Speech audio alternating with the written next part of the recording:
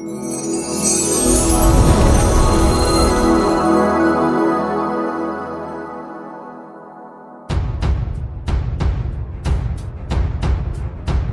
pembunuh Tuti dan Amel menyerahkan diri, kasus Subang terungkap. Namun sebelum lanjut di pembahasan, mohon subscribe channel ini dulu agar channel ini makin berkembang. Bila sudah, mari simak videonya. Kasus pembunuhan ibu dan anak di Subang mirip dengan kasus pembunuhan ibu dan anak di Kupang.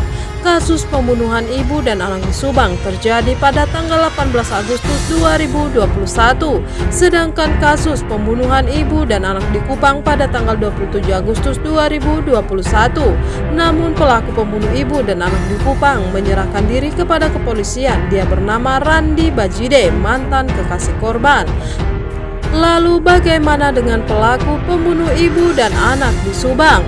Dalam video terbarunya yang berjudul Pelaku Serahkan Diri Drama Kasus Subang dan Kupang yang tayang pada tanggal 12 Februari 2022, Anjas mencoba melakukan analisa.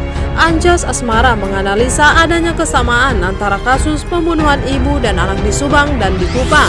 Kata Anjas, ada beberapa kesamaan antara kasus pembunuh ibu dan anak di Subang dan di Kupang. Korbannya sama-sama ibu dan anak.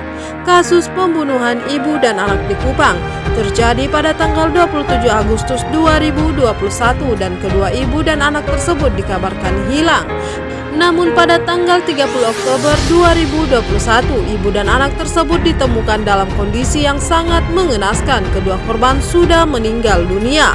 Persamaannya adalah dalam masalah otopsi yang dilakukan tim penyidik terhadap jasad korban Tuti dan Amel, yang sama-sama ada kendala. Untuk kasus pembunuhan ibu dan anak di Subang dilakukan sampai 2 kali otopsi yang dilakukan oleh tim penyidik kepolisian. Sedangkan untuk kasus pembunuhan ibu dan anak di Kupang, otopsi dilakukan setelah 2 bulan menghilang. Tapi ternyata dari kesulitan tersebut di kasus Kupang sudah ada seseorang yang mengaku bahwa dia pelakunya, kata Anjas.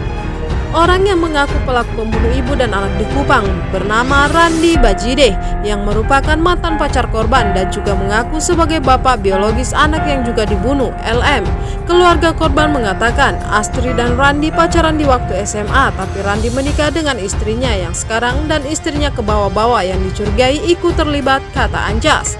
Yang menarik adalah kalau di kasus Subang tidak ada yang mengaku siapa pelakunya, tapi di kasus Subang ada banyak hal yang bisa dikategorikan yang menurut masyarakat menuju ke alat bukti, ujar Anjas. Namun di kasus Kupang ketika sudah ada yang mengaku sebagai pelaku, Kejati nolak 2 kali berkas pembunuh ibu dan anak di Kupang, artinya alat buktinya kurang kuat, kata Anjas. Di kasus pembunuh ibu dan anak di Kupang, alat bukti yang dipakai keterangan dari tersangkanya atau terdakwanya, tapi kenapa Polda Jawa Barat tidak menyerahkan berkasnya ke Jati untuk dicek? Apakah mereka tidak percaya diri ataukah ada dugaan kalau kasus ini terungkap ada nama orang-orang yang penting yang terbawa, ujar Anjas. Kasus pembunuhan ibu dan anak di Subang dan di Kupang, kata Anjas, memiliki persamaan, yakni penuh misteri dan belum sampai ke tahap persidangan. Untuk kasus pembunuhan ibu dan anak di Kupang, penangkapan lebih cepat tetap di Kejati, NTT ditolak. Tapi di kasus Subang, kalau seandainya Polda Jawa Barat menyerahkan berkas kasus ini ke Jati, Anjas sangat yakin berkasnya kemungkinan akan diterima. Karena undang-undang mengatur cukup 2 alat bukti, masa sih dari analisa-analisa aku masih belum cukup alat bukti, kata Anjas. Ini analisa Anjas, kasus Subang akankah seperti kasus Kupang? Bagaimana tanggapan kalian? Jangan lupa like, komen, dan tekan tombol subscribe-nya. Terima kasih sudah nonton video ini. Sampai jumpa di video pembahasan selanjutnya.